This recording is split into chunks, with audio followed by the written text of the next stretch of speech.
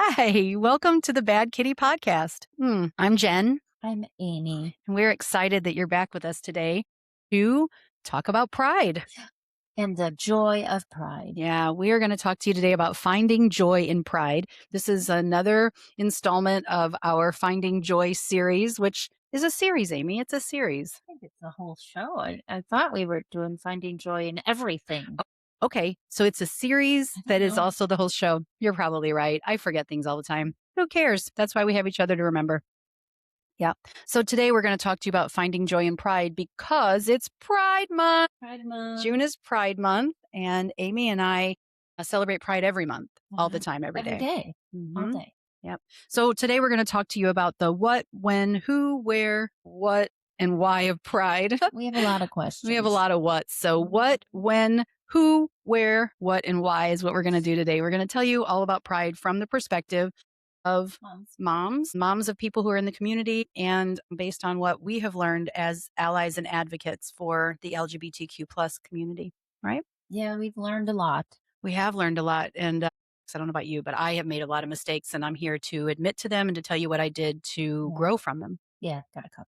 Yeah, I sure do. So what is pride, Amy? It's time that we can acknowledge all the LGBTQ people, all the work that they've done, that they continue to do just to have the rights that other people have. So we spend, well, 1 month nationally every June just celebrating and honoring them and their existence. Yeah. Yeah. So we celebrate Pride specifically in June as a nation. And one of the first things that people will say online, and maybe even when you meet them in person, is we shouldn't have a Pride Month before we have a Veterans Month. And Veterans Month is November. November. We have the whole month. We have the whole month, and we thank veterans and we celebrate them. And in fact, we just had Memorial Day where there were flags everywhere, and we thanked veterans who have died in service because that's Memorial Day.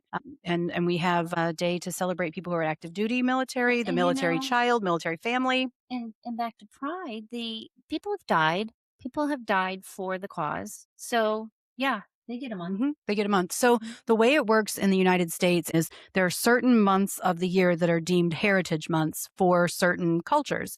There's Asian American Pacific Islander month. There's Women's Month, Men's Month, Military Child Month, Black History Month, Women's Month. And so there's all these different months that are designated for people in general. It's for people who are marginalized. And marginalized means that these people are pushed to the margins. So you're the mainstream and you have the margins. And that's what marginalized means. Women are marginalized because men are considered the mainstream. So women are marginalized. Black women are marginalized because they're Black. White is the mainstream, so to speak. And then they're also women. And so that's intersectionality, marginalization. Then if they're also gay, that's another layer. If they're disabled and so on. And so there's all these layers of intersectionality of people who can experience marginalization. And so there is a month to celebrate people who identify in the LGBTQIA plus community, and that is June. And that's what Pride is. Why do we celebrate Pride? Because we need to honor them, their hard work, like I mentioned, and also just to acknowledge their existence and celebrate. Yeah. And all of those things, and because they're still not safe as just individuals in society. Right. And it does give them a safer place to come out at least one day a year and have a good time. And it's not all safe, as you know, Right. but it gives them a time to be with their community. Right. I think that if people don't like pride celebrations, they should work really hard to accept all people. Anybody who is anti-pride should be pro-inclusion, because the way to stop identifying separate groups really is to say everybody belongs. Now, we know that doesn't work and everybody gets to celebrate their separate, but anybody who is like, I don't believe in pride, well, then hopefully you're working really hard to accept everyone so that we don't have to have these separate celebrations of identity. But also pride is a lot of fun. So I It's never much want it to fun. go away. It's so much I'd fun. have it all year. Yeah, I'd have it all year too. Why don't we talk a bit about who started the Pride movement? So the first Pride was a riot, and that was the Stonewall riot. And police raided a gay bar in New York called Stonewall, and they raided it because being gay was illegal, and it turned into a riot. And Marsha P. Johnson is a Black trans woman who led that effort and is the face of the Stonewall uprising. When people say the first Pride was a riot, they're referring to the police raiding Stonewall Bar and the people there and other people coming together to resist that authoritarian action. Morty Manford was one of the people that was at Stonewall the day that it happened. Mhm. He was beat up by the police. His mother was absolutely devastated that that happened to Morty, who was a very sweet person. She wrote a letter to the New York Post and it was published about this incident. Well, Morty decided to invite her to the Christopher Street Liberation March. And so he wanted her to go with us. And she agreed to it. And she said, I'll come if I can hold a sign. And her sign said, Parents of Gays Unite in Support for Our Children. You'll find a lot of this on pflag.org, the story of how Jeannie took that inciting event and created a group called PFLAG. And at the time, it stood for Parents and Friends of Lesbians and Gays. They don't use those descriptive words anymore. It's open. It's just called PFLAG, and it's an ally support group. So if someone has someone in the community, then you come there and you learn how to be a better person for that loved one. You learn how to be an ally and an advocate. Right. It's all about education, support, and advocacy. So that's what PFI does. Jeannie started that in 1972 in a church, and they had 20 members. And within the next year, it had become an official group, and it has now been going on 54 years. That's a very valuable service. And if you have a loved one who is in the community and you need help understanding how to be an ally, how to be accepting, how to be an advocate, find a P flag chapter near you. Certainly the one here is in Edwardsville. And if you know Amy, you can reach out to her for more information. You sure can. Yeah. We also have PFLAG page, PFLAG Edwardsville, and you'll get a lot of current updates on that. Is that on Facebook? Mm-hmm. So at PFLAG, you can get lots of resources, information, but mostly it's support because it's not always easy to understand how to be an ally and show up for your loved one. No. So our next thing is where to attend Pride. So we wanted to just tell you about Pride in general so that you might know, where you can go to attend one and what to expect at Pride. So I've been to the St. Louis Pride quite a bit. Mm-hmm.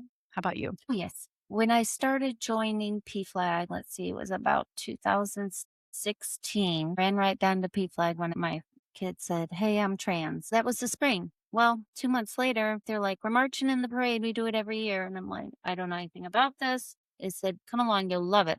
So they weren't wrong. I loved it. Got to hold one of the letters in PFLAG. So, That's a it's pretty very important exciting. position. Mhm. Just feeling the joy from everybody in that space. Everyone was so happy to see PFLAG because they know that PFLAG provides support for the allies. And some of these people, they don't have family. Their parents may have disowned them. So they're happy to see a group come through and that is just loving and supporting of them no matter what they are. And PFLAG was started because a member of the community was harmed and his mother took a stand. Mhm. And allies are so important to this community because we are the ones that are in spaces where people may be making inappropriate jokes or shaming people for their femininity. And we're the ones who can take a stand there. Absolutely. I Yeah. sure have. Yeah. Excuse me? Yeah, What was excuse me that? for sure. And I have been in the St. Louis Pride Parade with Centene Corporation. I Mhm. was involved in Centene's employee inclusion group called Sea Pride, and I was able to participate in that parade a couple of times. It's great to be in the parade. It's great to go and watch the parade. What I want to say is that the St. Louis parade could have things in it that are not necessarily considered family friendly by everyone. And that's because it's a celebration of a culture. And there are things in cultures that are not your own that you may not understand, you may not agree with, and you may not want to see. And so the St. Louis Pride Parade in general is a rainbow event. It's an event with balloons and beads and colors and lots of beauty. And then there may also be some things that are more adult themed around like fetishes. Yeah, you'll see a lot of skin. They may wear things that you don't necessarily agree with, but they're covering up the bits. Hmm? So they're legal. But this is a free day for them. They only get one free day a year. The month is a celebration, but the parade is their day. And so we don't shame them. This is their party. We're attending their party. So it's just important for us to allow them to have that freedom.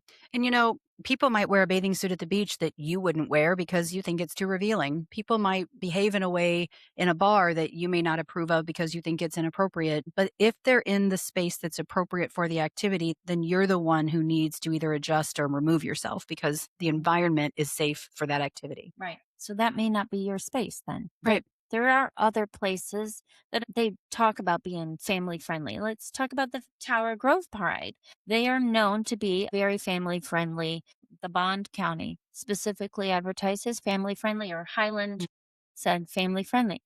Look for those events if the other show's a little bit too much skin for your liking. Yeah. So if you have a child or if you're someone who's just interested in expanding your allyship and advocacy and you want to go to Pride for the first time, look for one that's family friendly. Highland, Illinois did one last year and it was completely family friendly. I know that they're looking to plan a more robust event for this year and additional years. So, look for what you're looking for. There's also the Metro East Pride, and that's held in Belleville. It's a delight. It is a delight and it is family friendly as well. And then there's Alton Pride. Yeah, there's all kinds of prides. And so you can Google pride in my area. You can also go to PFLAG, Wednesday Edwardsville. on Facebook. There's a ton of information on there. So it's going to a festival where people are celebrating their identities. And so I love it. And I appreciate going and being able to be around people who are delighted in their identity and with themselves. It is a freedom that I didn't used to have and that I have opened up to over time. With your background of deep into the religious community, it wasn't as accepting. It wasn't. And so the next thing that I really want to dive into and spend some considerable time on is our why. Mhm. Why do we celebrate Pride? And maybe even talk a bit about our journey to accepting our children. I've got a story to tell there about, some things that if I were going back to do it again, I Sure. wouldn't do the same way. Exactly. Yeah.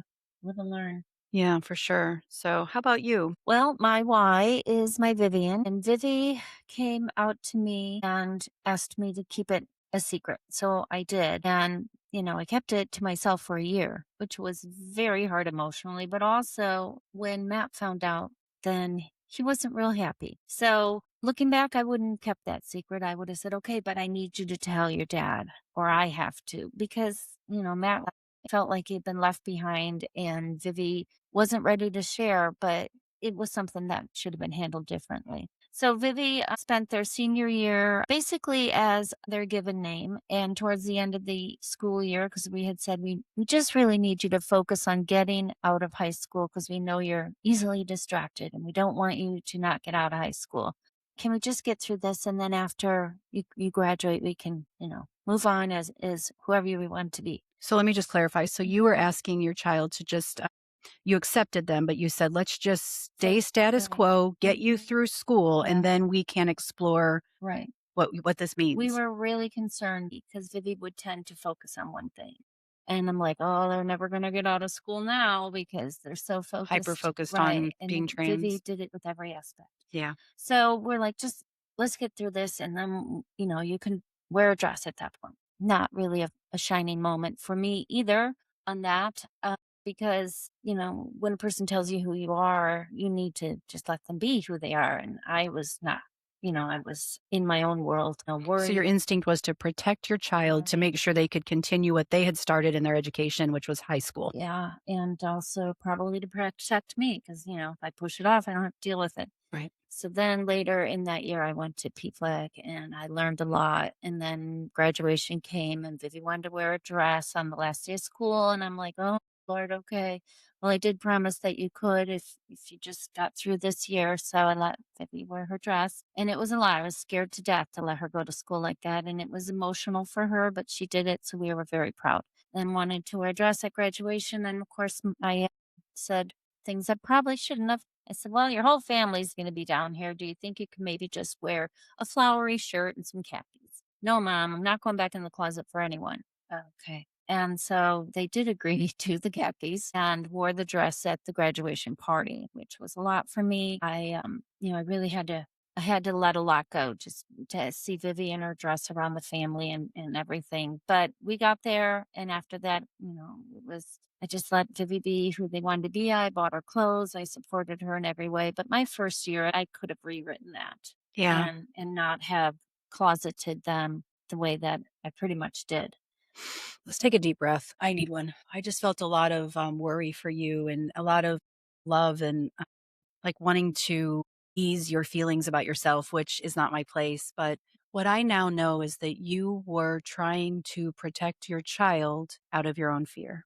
And so this has And been a huge part of my healing and growth. And so as I'm watching you, I haven't heard this full story in this exact way. So I love that for me because I just felt all of the feelings of what you were going through because I've been there. And for one thing, that's why we go to support meetings, everybody. You go to support meetings because I just had an overwhelming feeling of love and support for someone because I've been where they are. And I recognize that Amy was protecting her child, whom she loves and has always protected because she was afraid for what would happen to them if they showed up as who they are. yeah, definitely. I was worried about their emotional health first and then their physical health. When they went out to a restaurant shortly afterwards wearing their feminine clothing, I just wanted to go and follow them and make sure they got back home safely because it was very scary. Because the world is unsafe and violent against Yeah. people like They this. were not good. They were just not. I knew they weren't going to treat her the way she needed to be treated. And so, yeah,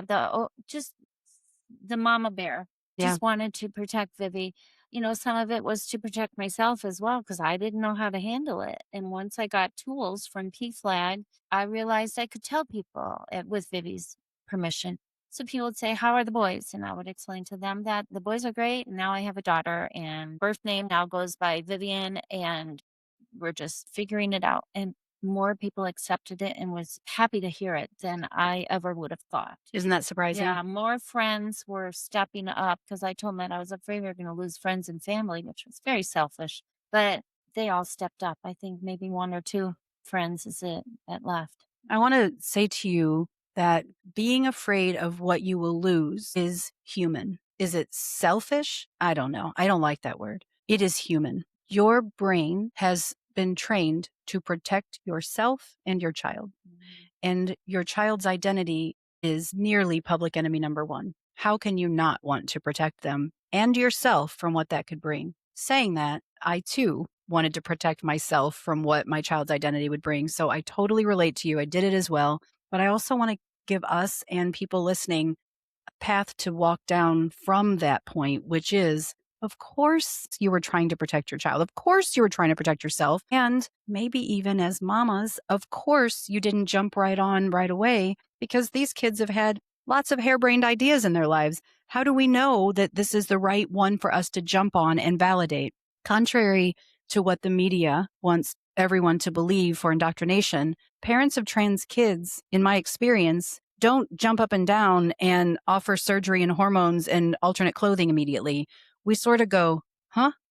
For me, I went, "Oh, I don't think so." And I'll tell you more about that when I tell my story, my why, but I just of course, like my kid wanted to be a skateboarder, an ice skater, a ballerina, a tap dancer, a karate kid, a basketball player, a soccer player, and I can't even come up with what else. And they were born female. And so if I had decided that those things automatically made them male, I wouldn't. I mean, that's just not what trans parents do. We let our kids tell us. And then as for me, I freaked the fuck out. And it took a while, but I just want to say, of course, I wanted to protect my child. And of course, I wanted to protect myself. And in a society where belonging to the in group, the community is critical, of course, you were afraid of losing friends. So I just hope that I don't know if you need it or not. You've been doing a lot of advocacy, but if you do, and maybe if you listening need it, forgive yourself. And for me, I think I've forgiven myself, but I accept that my first reaction was to protect my child and to protect myself as a normal human behavior. And I'm so proud of myself that I didn't stay there. I agree. I don't know about how forgiving I was, but I learned to be better. I read tons of books, went to meetings, met with other parents, and just the more I talked about it, the more I watched about it, documentaries, anything I could get my hands on. Then I realized, okay, well, that was not a good start. So let's do better now. And it could be why I also felt the need to be such an advocate and to run the PFLAG chapter. We created the Edwardsville one after we closed the Belleville one. And then I still attend the Southwest Transparent group. And I don't necessarily need to go for support. Sometimes I do, but I go there because I want to help the parents understand when they come in and they're very upset and they'll never be able to say their new name, and let them know that yes, someday you will. You will. And someday this will just be a bump in the road because now, we're so on board and just everything's rolling. So I just want to remind them that yeah, it gets better as they always say, but it takes time. It doesn't happen right away. Doesn't change the fact that it's also a parent-child relationship that comes with all of the challenges of that, regardless of their age. And so Mm, going to that support group may not be needed for trans issues, but gosh, we can go to that support group and talk about how do you promote independence when you have somebody who's, spectrum-ish, yes. independent-ish, how do you support independence? And so there's lots of reasons to go because as we accept, transgender identity and then we say, well, this person should be more independent, maybe someone can say, well, you don't have to go into the world and perform, acceptability. And that might be exhausting. You're there to provide support for what you have successfully navigated. And then someone else may be there to provide support for what they have successfully navigated. And it all works out. Absolutely. And I always feel it when I'm like, complaining about maybe an attitude they've had or a lack of something. And we get it from the other parents saying, oh man, every day, all day. Hmm. Then I'm like, okay, I'm not going to kill her today. Yeah. So, Yeah. Well, we're not going to kill them ever. Not oh, ever. oh yeah, Not yeah. ever. We might like, but no. Um, So what's your story, Jen? Gosh, Amy. Well, It's a long one. I have a lot of stories, but I'll just start with this one. One night, my kiddo told me when they were around 12, we were driving home. It was dark and it was raining. And they said, I think I'm transgender. And they had read an article in Girls Life magazine. And my immediate reaction was, "Ugh, I thought that was a good magazine for girls. And I was listening as I was driving in the rain, in the dark, and my kiddo was sitting in the front seat and scared and telling me that this is the identity that they believe is theirs. And I listened, and then they said, never mind, never mind. And I realized I wasn't handling it well, but I didn't know how to handle it. And so what I said was, I'm your mom. I have always known you, and I don't see it. I think I would see it. And so, looking back, I rejected my child when they told me who they were. I told them, oh, you're probably not right. I would know. I'm your mom. Then I said lots of good things too. I said, what do you want to do about this feeling? Do you want to talk to our therapist? Do you want to talk to a different therapist? Do you want to talk to your pediatrician? I didn't have any idea about any resources. I also didn't ask to read the article. And so I didn't show curiosity. I did show judgment, right? Because I judged that they were wrong about themselves and that I would know because I was right. That's a Ted Lasso thing, by the way. Be curious, not judgmental. And so I was not curious and I was judgmental. And then I talked to our family therapist and said, please listen for this or bring it up. And she just kept telling me it's never come up. It's never come up. Well, my kiddo wanted to go to Pride. Actually, they started the Gay Straight Alliance, the GSA, at their school. And I was like, do you need to tell us anything? No, no, no. And so we go to our first Pride and I buy them a t shirt that says, I'm straight, but I got your back. They never wore that t-shirt, but they still hadn't come out to me. No wonder they tried to come out to me and I said, I don't see it. I'm your mom. So anyway, I just kept like trying to make a safe environment for them to come out to me. We had friends, lesbian friends, gay friends, and people that we met through like our kids' soccer or my work. I mean, it wasn't like I said, hey, gay people, come and be my friend. It's just that living our lives, we were friends with people who were in same-sex relationships. And so I just thought that they would tell me. And then of course they didn't. And they started this Gay Straight Alliance. I got involved with like helping them get some merch. They had great teachers at their school. And then I guess just before they turned 16, I was having a conversation with them about how the older people are sometimes inherently racist and that grandpa is racist and that we do not condone that behavior and we definitely correct him. We definitely tell him why it's wrong. And I was trying to give this conversation about how we accept our elders. Grayson turned around and said, basically, so I have to accept grandpa for who he is, but you don't have to accept me for who I am. And then Grayson said, I am telling you this. If you do not accept me for who I am, I'm going to go away to college and never come back here. And this may seem like, no big deal to hear from a teenager. My child has 3 close relatives who no longer speak to the family, and 2 of them are likely for reasons that are LGBTQ related. And so if Grayson has 3 relatives on one side of his family that don't speak to their family, there's no way I was gonna risk Grayson being a 4th. And so I immediately reached out to resources. Now, by this time, I had a friend who is a trans woman. So Grayson first said it at 12, and then it was towards 16. Well, those 4 years, a lot of things changed for me. And I had a friend who came out later in life, and I reached out to her and said, how do I support my child in a way that will make them want to be around me when they're an adult? And then I just did that. And so, what I believe in raising kids is you set a vision for what you hope they have in the future. And hopefully, you've done your work so that you're not creating a future that serves you. My God. But you think, what do I want for their life? And for me, I want independence and the ability to find happiness. I want them to be prepared to pursue happiness, and I want them to be independent of me. That's my goal. And so every decision I made was leading me towards or away from that vision and that goal. Now, if I did it well, my hope was that they would want to come back and have a relationship with me. But my goal was to raise my kids in a way that allowed them to be independent and to pursue happiness in their own way, with the hope that they would come back and want to be my friend. And so that's what I started doing. I reached out to my friend Jane. I got information.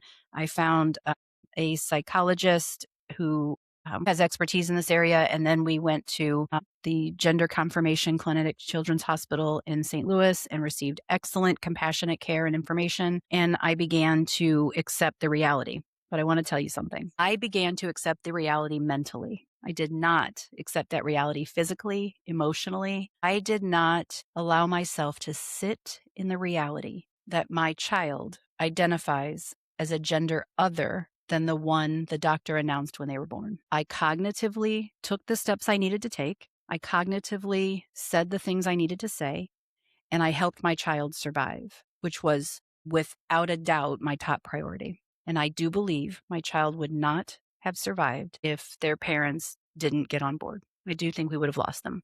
Yeah, Vivi went through some of that as well that I wasn't really aware of upstairs in her room. And so once I became more aware of it, I didn't know what I was walking into every day. Yeah. Yeah.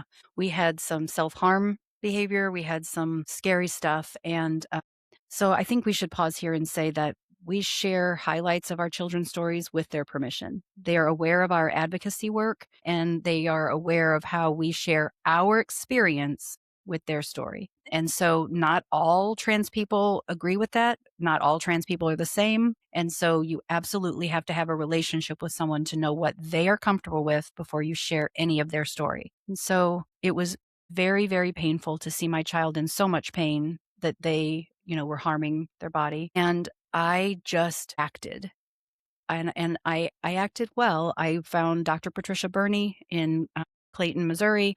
We went to Dr. Vermont at the Gender Confirmation Center, and we did all the right things. We got, the name change right before graduation so that they could graduate with their chosen name. And we were very grateful to a person named Grayson Alexander, who is a trans person who testified in the Illinois General Assembly, and Governor Bruce Rauner, a Republican, signed the legislation that allowed people to change their gender marker with only a letter, not with actual changes to their body. And so there was progression made for trans rights under a Republican governor in Illinois. Bruce Rauner signed that. And so we were grateful in that. My child received awards and all kinds of great things. And they had teachers who supported them, friends who supported them. They were nominated for prom king, and they actually beat out Sam Laporta, who is now a tight end for the Detroit Lions. Wow. Yeah. So we did all the right things. And my child graduated high school and then went on to college and had challenges from there, which again, I did all the right things. I didn't take very good care of myself during that time, and I didn't come to terms with the changes that were happening in my child's identity and what that meant for me. Yeah, you were also very busy. On top of everything, you were working corporate. So I was working a very big corporate job, you and didn't have a lot of space left. I had a friend who was dying of stage 4 inflammatory breast cancer, leaving 4 children behind. And so I couldn't take care of myself, and my body size, increased dramatically because I was using food to cope, and my mental health was supported by food, adrenaline, cortisol, and medicine. I definitely was taking mental health medicine, but it was really really hard. I was not able to deal with any of my emotions. And then my body said, "Well, you have to." January of 2021 is when my body said, "Well, you're going to have to deal with this or you're not going to survive it." So, we can talk about that another time, but why I celebrate Pride is multifold. I celebrate Pride because I'm proud of my progression in understanding LGBTQIA plus identities. I definitely understand now that sexuality is on a spectrum. Because of this understanding, because I worked so hard to understand, I understand myself as a bisexual person. I have always been in long term relationships with men, but I understand the sexual spectrum much differently than I used to. The gender is also a spectrum. I didn't understand that as I much. had no idea they were even separate. Yeah, I didn't know they were separate. When Grayson said, I identify this way and this is my sexuality, I was like, whoa, whoa, whoa, why can't you just be a lesbian? Or, Right. whoa, whoa, whoa, why can't you just be? And the thing is, Yeah. because they're not. Right. And I had told Vivi, "You're choosing a really difficult path." And Vivi looked at me and said, "I'm not choosing anything." Well, that was pretty much it for me. Yeah, it's always astounding to me when they say, God doesn't make mistakes. God creates people, and you shouldn't do this because God doesn't make mistakes. But God created that person exactly as they are. Created 'em According to trans. your religion, Right. according to your faith, what you just said to me, God doesn't make mistakes. It's My in his child image. is trans. And I want to tell you something else.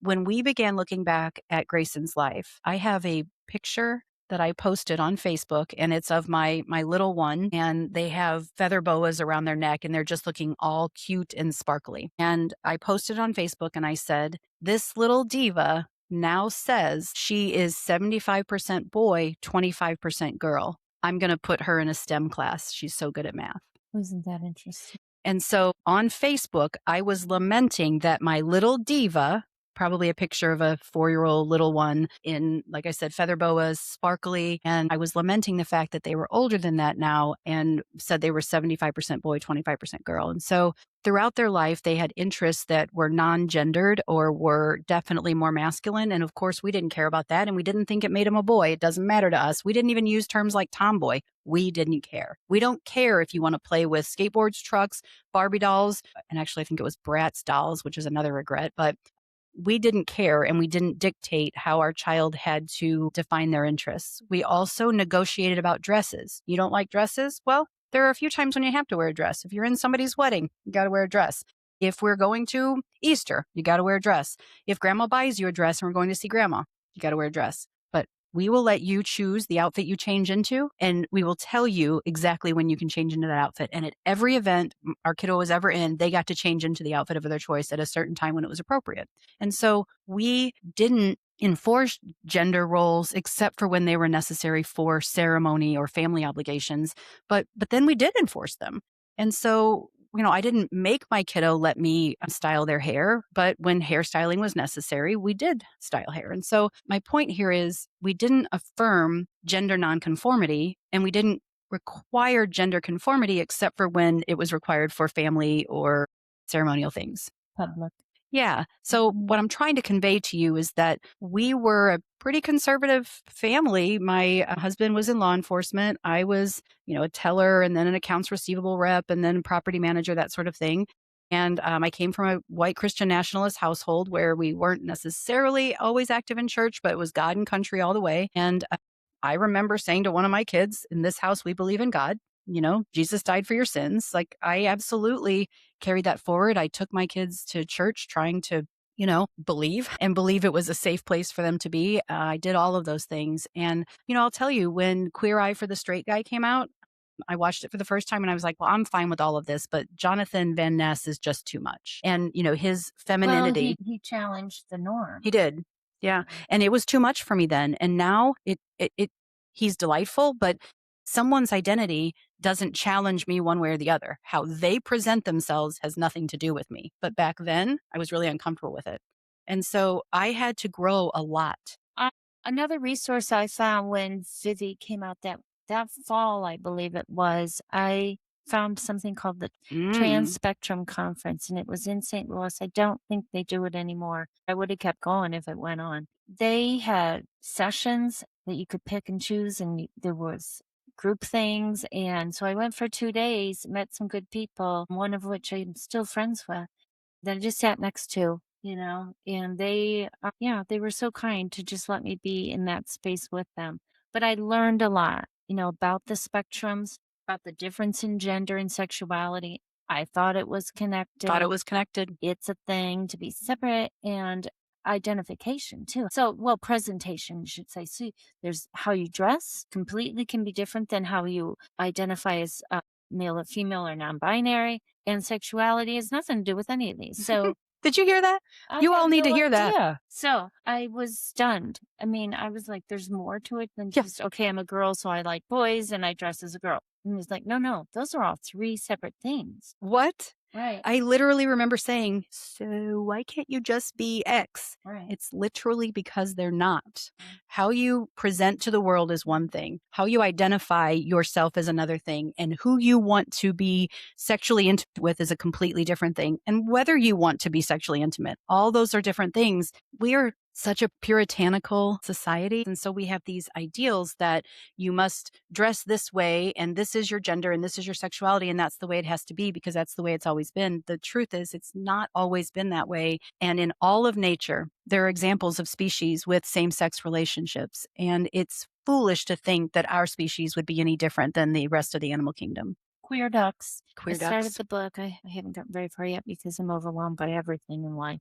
But Queer Ducks is a book, and it is about nature and that there are animals that identify in different genders. Yeah, and so you such. find animals in same gendered couples. You find animals that are non-gendered. You find animals that don't need the opposite, sex to procreate. And so, there's just so much more to gender and sexuality and reproduction than what some people try to limit human beings to. And it's just so stupid.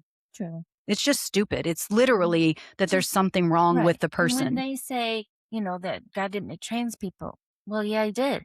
He made everybody. So trans people are trans. They're So made. I reject the idea of a male god or a male creator god or any of that. I absolutely reject that gendered language because I think that there's no possible way that a man created or a male figure created, period, like full stop. But I do say that whatever your belief system is, if you can't then roll that forward to be inclusive of trans people, then you need to roll back your belief system and figure out why you believe the things you believe. And it's probably indoctrination and fear. Absolutely. Yeah, because homophobia, people say, well, I'm not afraid of gay people. No, you're afraid of people that are different than you. You're afraid of anything that doesn't align with how you live your life, because then you might have to look at the way you live your life. And you don't want to look at that because that's hard. Yeah. Yeah. And I'm not interested in people like that. It sounds pretty exclusive. And I don't like to participate in things that exclude people, like VIP exclusive, nonsense. But I don't want to be in a relationship with people who haven't figured out that if they're constantly at odds with everybody and everything, then they need to work on themselves. And that's how I see people who are homophobic and transphobic. It's like, what's your fucking problem? Like, get over yourself, go do some therapy. Yeah. And it doesn't involve you. Has nothing to do with you. So I move think on. it's possibly because whenever someone sees a gay couple, they immediately think about anal sex. I agree because that's exactly what my mother says. She has said, I don't understand why when you talk about gay people, people always start with what they do in bed. Yep. It's like, that's not where you need to be starting. Like, if every time you see a newly married couple, you immediately think about their wedding night, you're the problem. If you see two men together and you think about what they do in bed, you're the problem. You need to see them as the whole person that they are. Yeah, not people just are one aspect. entire people, and you don't have to like them. That's the next thing that I want to talk about. When we talk about advocacy and allyship, we can't assume that just because someone is in the LGBTQ plus community that they are going to be allies or advocates for the entire community. I've seen over and over examples of people who identify as older gay people, older lesbians, etc., saying, we're part of the normal gays. We're not part of all this cult The behavior. original LGB. Yep, that's what they say. Mhm. And And I'm reading David Sedaris's new book, The Land and Its People, and I am a huge David Sedaris fan. I've paid money to go see him in person. I've paid money for every one of his books. And some of his essays, one of them is questioning the gender ideology and the cult behavior of gendered language and saying pregnant person instead of pregnant woman. And so that's transphobic.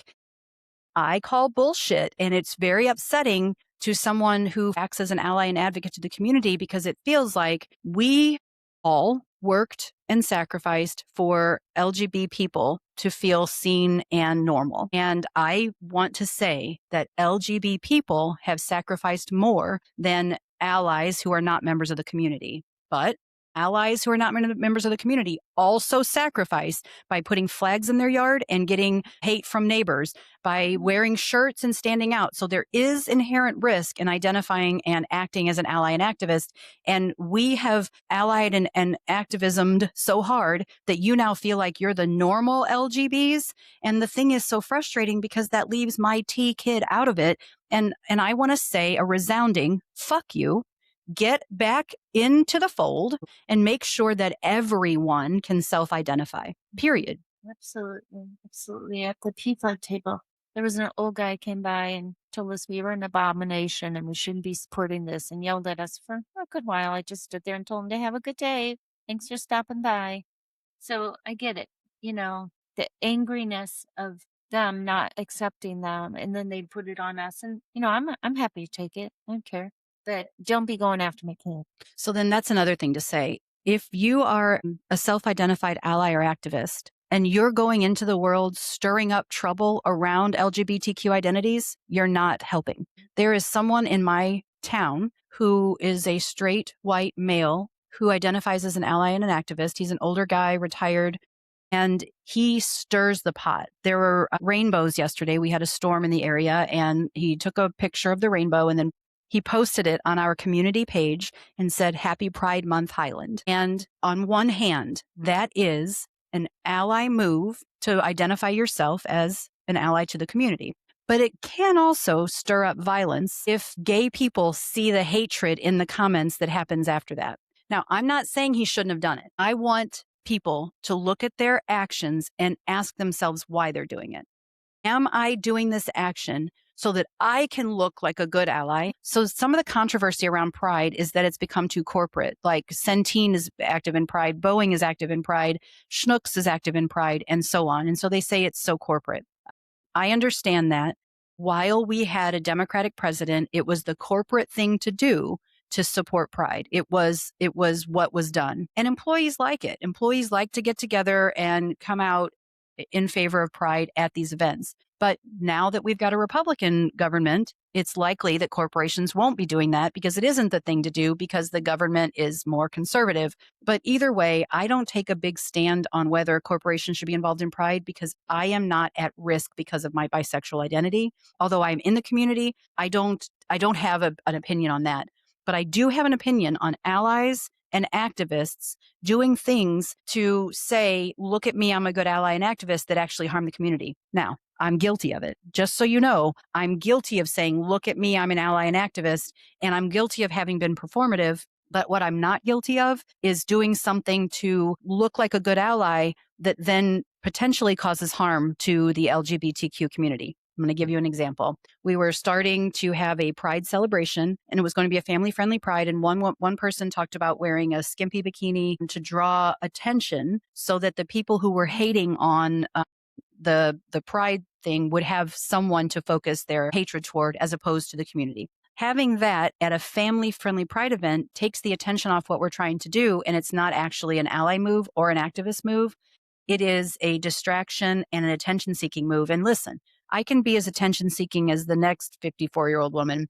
My point here is when you're acting in the name of being an ally or activist for the LGBTQ plus community, if you draw attention to the community in a way that could cause harm for them, social, psychological, mental, or physical harm to them, then you're not being an ally or an activist. You need to look at your own behavior. Yeah, I do remember that story you told. Mm-hmm. Something that we should think about as we're going into Pride celebrations and excited about this time is LGBTQIA plus people are less safe than ever in this country, but especially trans people. The rhetoric against trans people is terrible. Tennessee is one state that is top of mind, and they're passing laws that are just reprehensible. It's laws about tracking people who seek gender confirmation care, laws about not being able to dress in drag in public. Saying that you can't dress in drag in public is literally saying you can't be a trans person in public because they equate drag with transgender.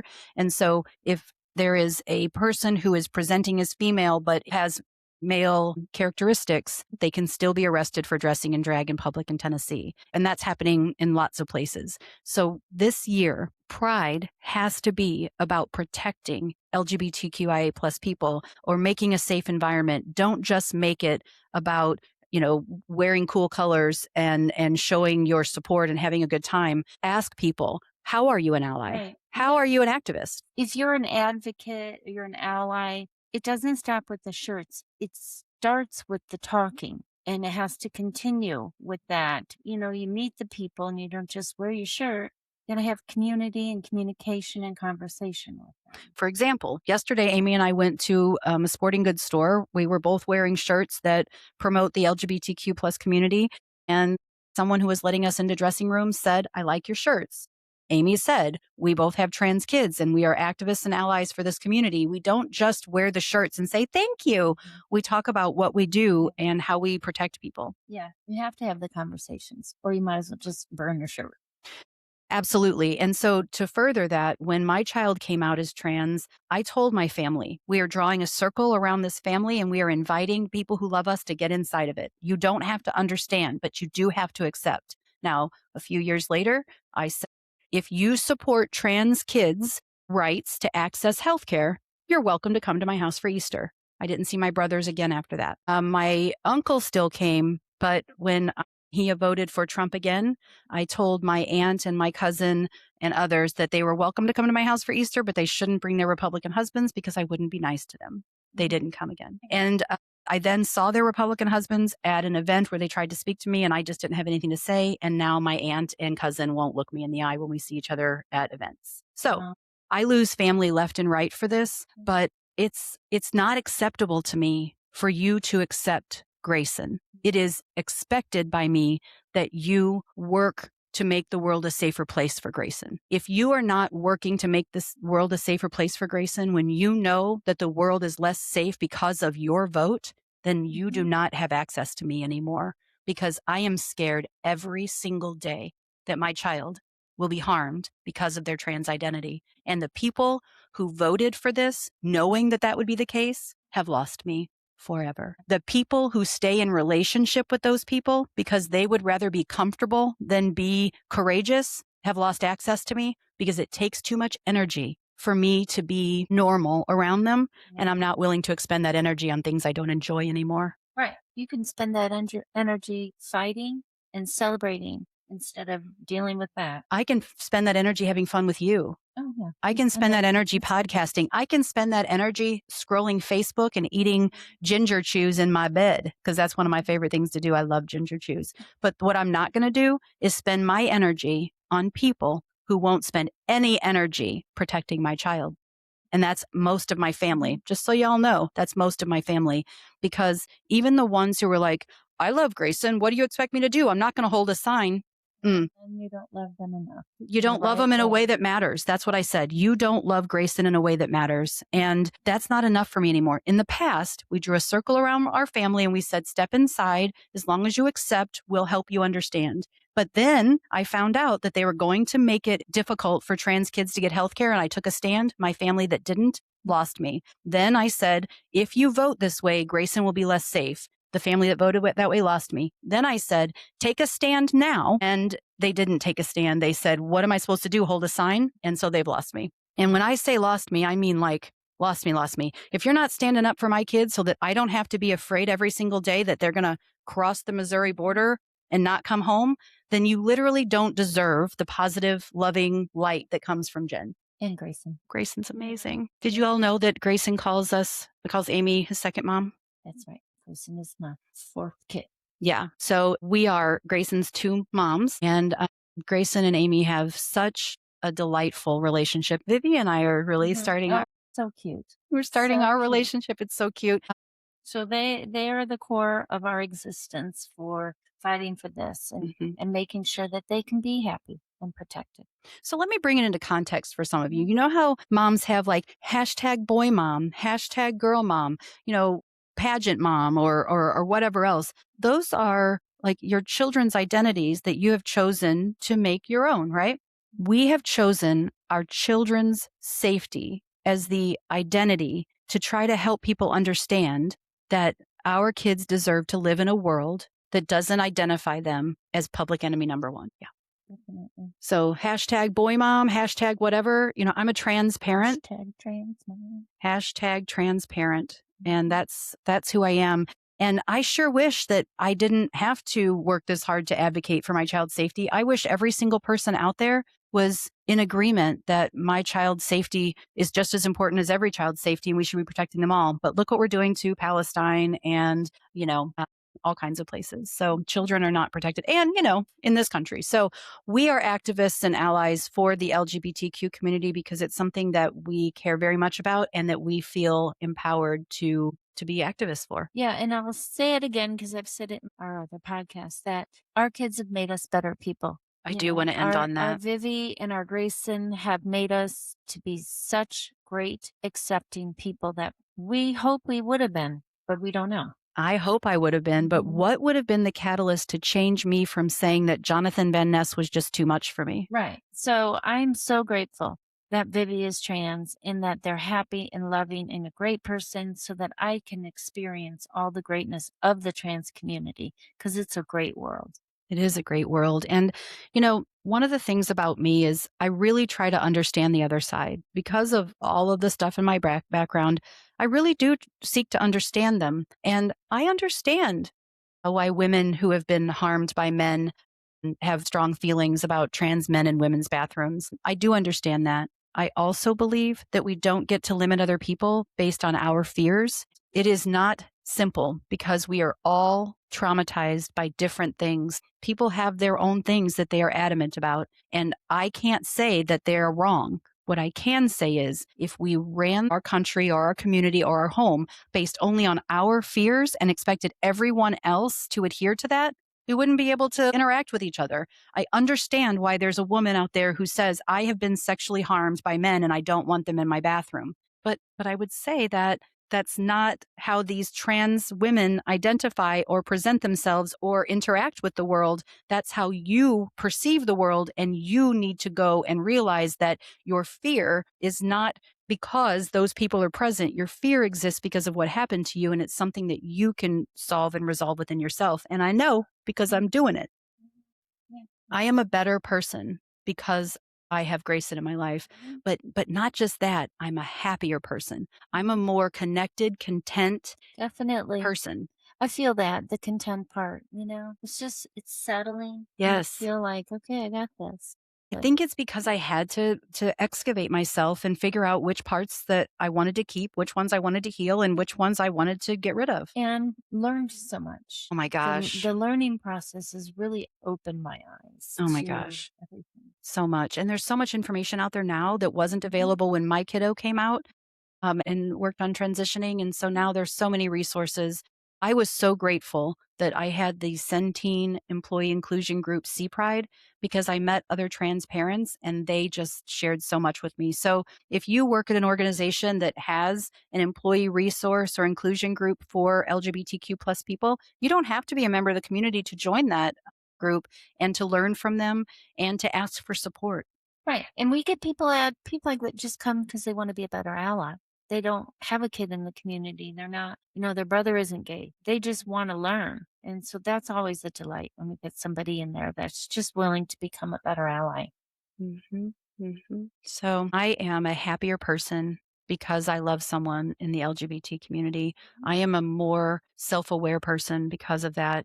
And the only thing that I would change about it is my fear. I would change my fear for their safety, but but then I have to change the world. And so, what I'm going to do instead is just celebrate them by going to Pride. And on those days, I am going to let the fear go and just celebrate the joy. And that's what Pride means Absolutely. to me. Absolutely. It's all about just celebrating them and being in their space and, so, just enjoying it. Right. And we don't get to go into their space and say, I don't want to see assless chaps. I don't want to see assless chaps. I just want you to know I have no interest in seeing a man ass in assless chaps.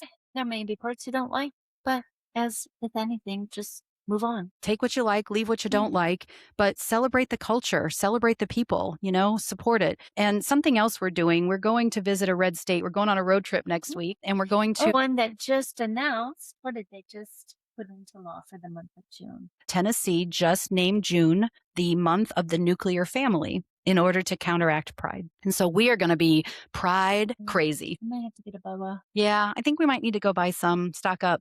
We Some can go non-itchy featherless boas. non-itchy featherless boas. We'll go see if they make those, but we are going to go pride crazy in Nashville so that we can support. And we're going to look for businesses that display pride flags and other pride merch, and we're going to Absolutely. support those businesses. So we're on a mission. We're not going to write off all of Tennessee. I think they've got a lot of work to do, but the places that support will be attending there. Yep, because we want to have fun and we want to spread joy. Yeah. So my effort right now is to support businesses, even if they're in red cities or red states, when they show pride and inclusivity. Right. It's not their fault.